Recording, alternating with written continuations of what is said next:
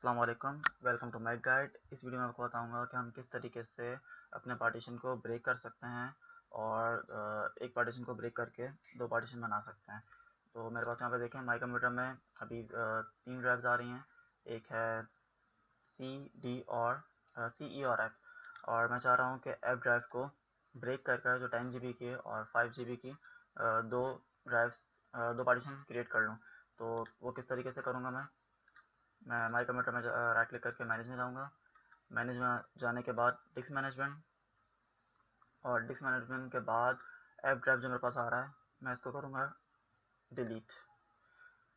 Yes, delete करने के बाद आप देख रहे हैं कि अनएलोकेटेड हो गई है, ये मेमोरी पास फ्री हो गई है। अब मैं यहाँ पे न्यू पार्टीशन क्रिएट करता हूँ, न्यू सिंपल वॉल्यूम। नेक्स्ट, इसको मैं कर देता हूँ 5 GB, 5000 मीन्स।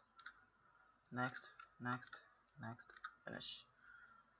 यहाँ पर 4 GB की मेरे पास एक और आ रही है अनएलोकेटेड मेमोरी, इसको मैं राइट क्लिक करके new simple volume, next next next, finish.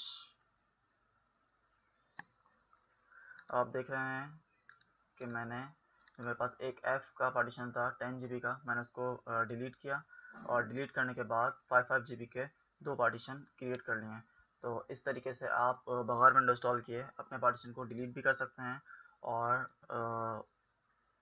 Partition को क्रिएट भी कर सकते हैं।